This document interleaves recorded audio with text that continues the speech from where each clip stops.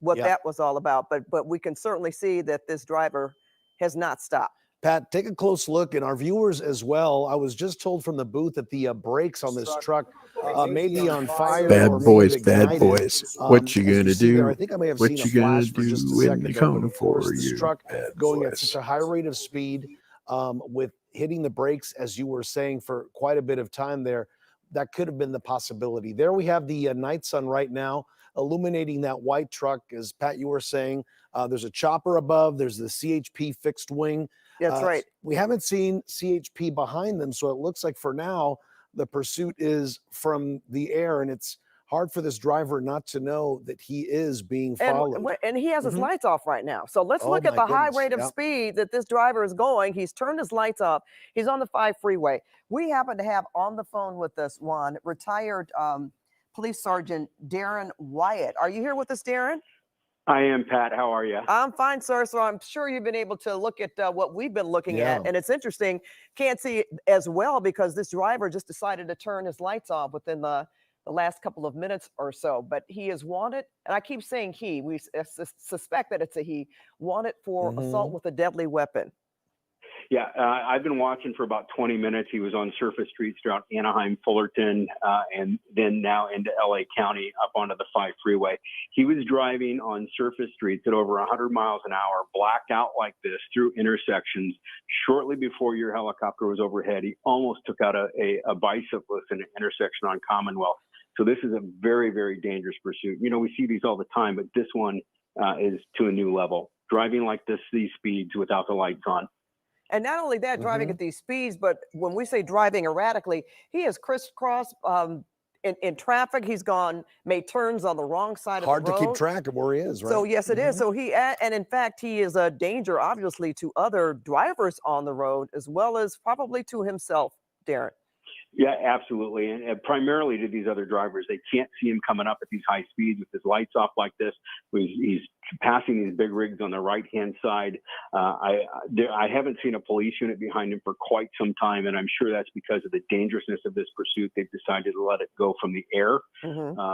We saw a ground unit start to get involved in Fullerton for a minute, but over 100 miles an hour on these city streets through red lights, most police departments in today's day and age would not pursue that at that level on the ground and when they have air assets overhead. Darren, we reported that you mentioned those air assets. The CHP has their fixed wing. Orange County has their chopper up. So far, we haven't seen any patrol cars behind them. Is that because of just how quickly he's moving around? Is it just it's safer to see from the air? Absolutely. The ground units, they don't want to endanger the public even more. We see it sometimes where the actual lights and sirens behind them will urge them on and spur them to higher speeds. So they try and back off to prevent that. And you don't want to endanger the officers' lives as they're traveling at such high speeds. They've got to pay attention to a lot more than just he has to pay attention to. They're listening to the radio. They're looking for traffic. They're going in and out. They're trying to stay on him when he's blacked out like this. So about time you people started showing up. Where have you been? Cruiser on the right-hand side that he passed, it did not engage. With the helicopter and the airplane has a much longer flying time than the helicopter does. But at some point, especially if he gets back off and is hard on those brakes again, those brakes are going to fail, and we can only imagine what's going to happen then.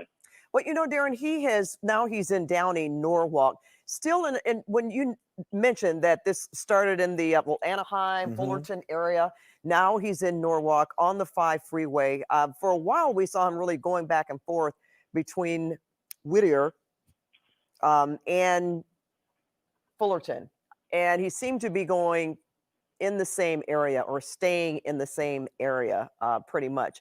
Here, not exactly sure. I know you've seen this kind of thing before where sometimes they just drive and drive until they know they can't do anything and give up, or, you know, heaven forbid, we hate to see anything happen to anybody else on the road who's innocent, of course. And police officers themselves, in terms of having something like this in where there is no altercation and certainly not an accident or a crash on a freeway or a surface street for that matter. Yeah, and again, we don't know. Originally, Oh. I heard that this was started due to speed. I've now heard that it's likely an assault with a deadly weapon. I heard you talking that weapon could be a firearm, but like you said, it could be the vehicle itself. It could have started at speed, and then during the pursuit, he could have used the vehicle against somebody or a police officer. That would jack that up to the vehicle itself being a weapon. We just don't know at this point.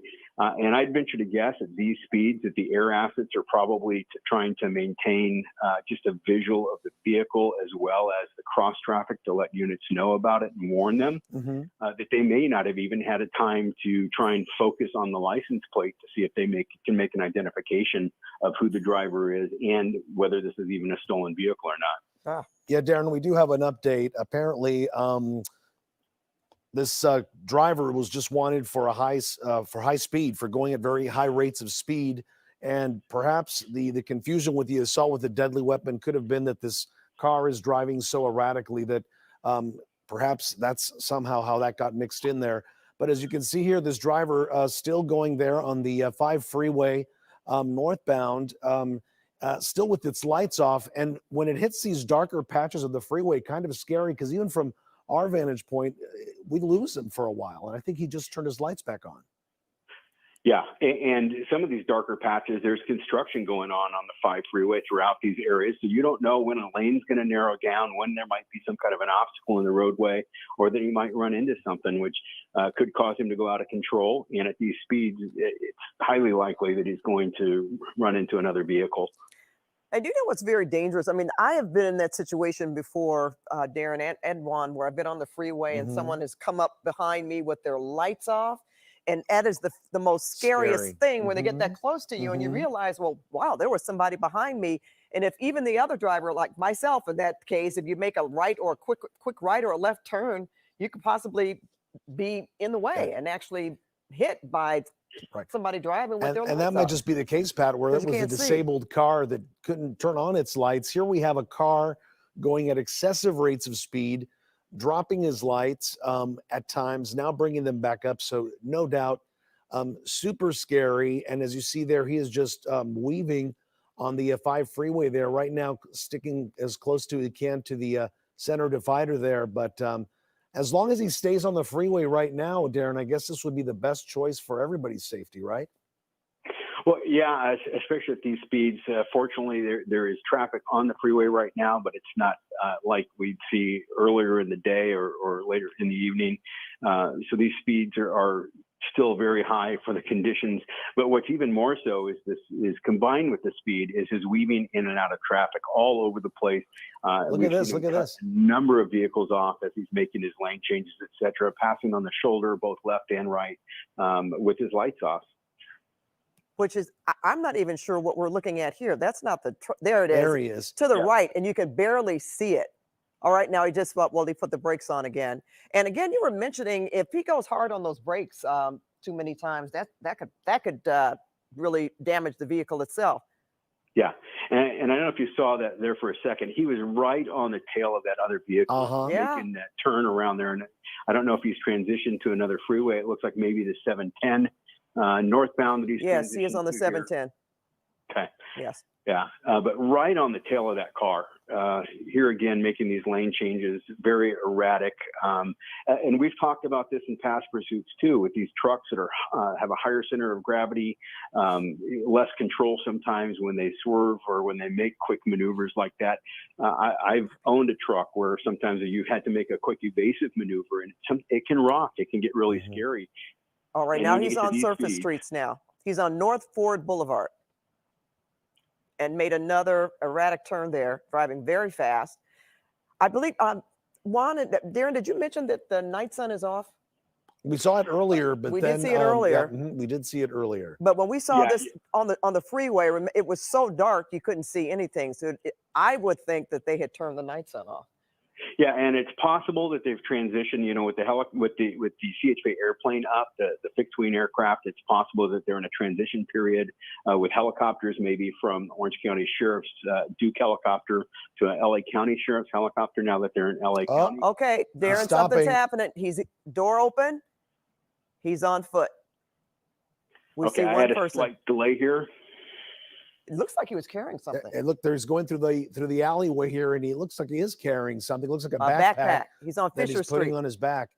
And again, running into maybe trying to get into this house, into the backyard. And it's also a very dark area. Look at that. Even with our camera zoomed in as far as we can, Pat, hard to see what's going on here. Yeah, it is. And again, don't see night sun. I'm not exactly sure, Juan and Darren, if he dropped off that backpack, if he threw it Mhm. somewhere. It appears that he dropped it on the front porch of that house before he went over the fence into the backyard. You saw when he came out of the car, he dropped the backpack on the ground, stopped and picked it up, and then carried it and was running, putting it on his back. He was actually carrying his phone in his left hand as he was running. You can see the light from that. Now I don't see him. He's probably hunkered down somewhere in this yard. It would be nice to get that helicopter back overhead with the light. And Darren, they know. I mean, Mhm. even if they have pulled off, there's a ground unit there. See to the left, I'm not sure if that's Ford Boulevard or not, but there's a ground unit. There are several. They've arrived. They Yep. have arrived. Yep. So they'll be setting a perimeter now. They'll probably be calling for a canine. And once they get a perimeter secured, they'll start with a search for this guy here.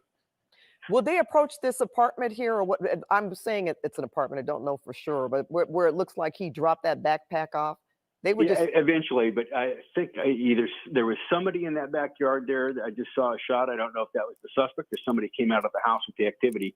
But on that last wide shot, you could see they've got a good perimeter going. They've got an There's entire an block officer. sealed off.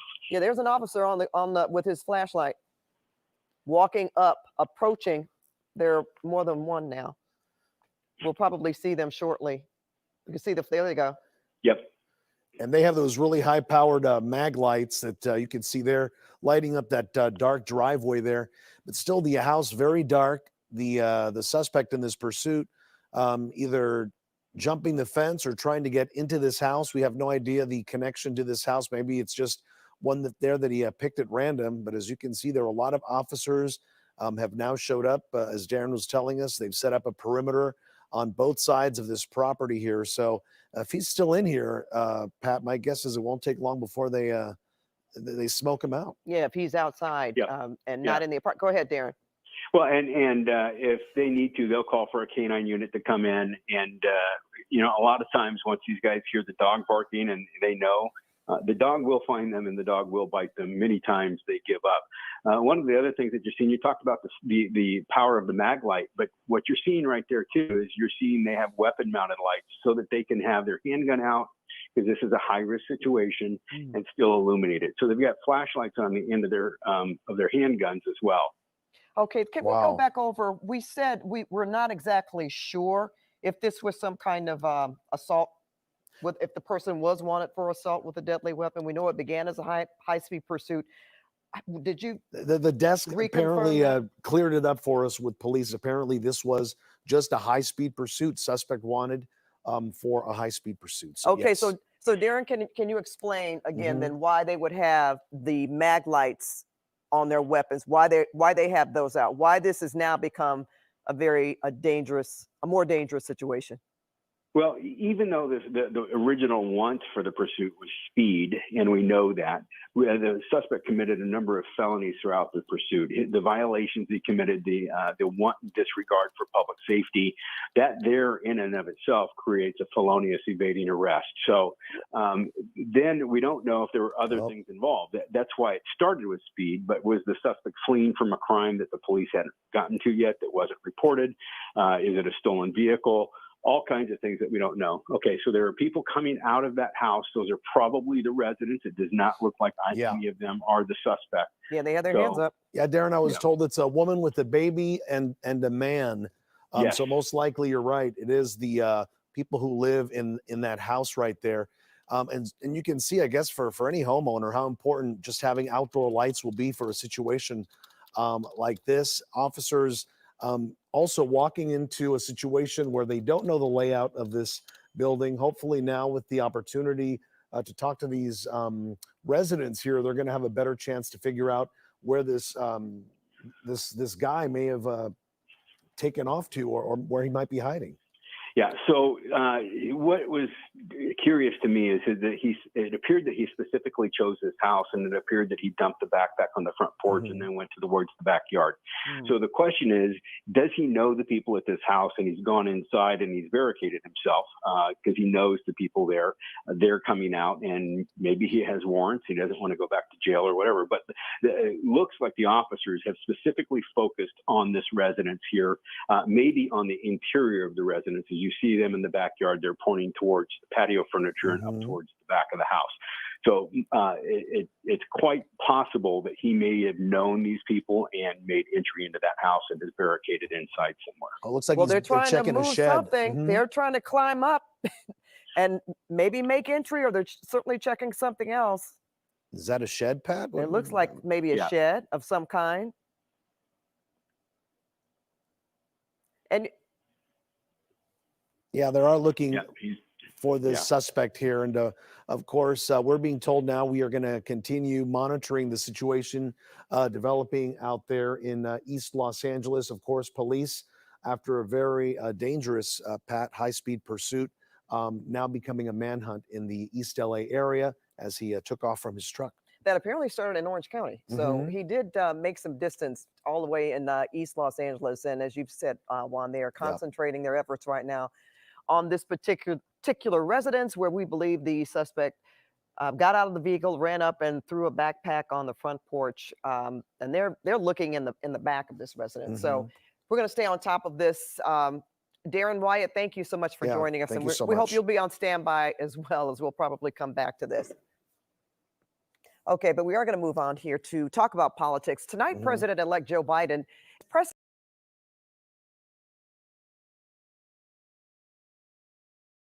Add my sorry. Yeah, I'm not in the studio. I wanted to watch the canine. Oh, look, I gotta shave. I wanted to watch the canine bite the guy in the butt. Yeah, I know. They cut the. It was boring to them. But oh well. I was hoping it would be a little bit more exciting than that. So, but definitely thanks to everybody that decided to jump in here and watch what there was to see. Innocent auditors saying hi to everybody. Silver Diamond. Is Silver in here? Hi, Silver. Texas. I already said hi to Otto. Hey, I didn't say hi to Mike yet. Yeah, I know. See anybody else I didn't say hi to before we get out of here? Oregon Rogue. The one. Thrillerama. Oliver. All right. That's it. Thanks, everybody. Sorry it wasn't more exciting, but hey, on the community tab, before I go on the community tab, I don't know if you saw, but on my channel, if you go to like my channel page and hit community tab, I posted a question. Take a moment. It's got a photo of John Wick, but the question is in reference to one of my videos that I just posted today regarding the inspector that shot that kid's dog. The courts treat animals, your pets, as property. Okay. So if you do sue them for shooting your dog, you can only get the value of said property, like to go buy another dog of equal value. You know, they're not going to give you like pain and suffering, stuff like that, because the courts treat your pets as only property. But the question that's on my community tab, for those who haven't seen it yet, is if the courts treat your pets like your dog as just property, then if someone, hypothetically like a cop, was to come on your property and point his gun at your property, i.e. dog, would you not be legally justified in shooting the cop in defense of your property? Because remember, you have a right to defend your life and property. So if your pet is just your property, would you be legally justified in defending your property from an officer that's not supposed to be on your property?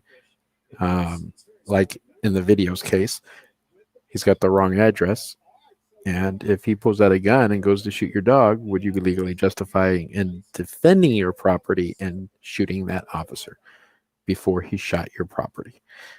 It's just a hypothetical question. And like I put in the post, I'm not sure I'd want to be the one that would test that, but pets are just property as far as the law and the courts are concerned. So me personally, I'd say protect your property. But head over to my community tab and comment what you think. Think about that whole question I raised. Thanks, everybody. We're going to get out of here.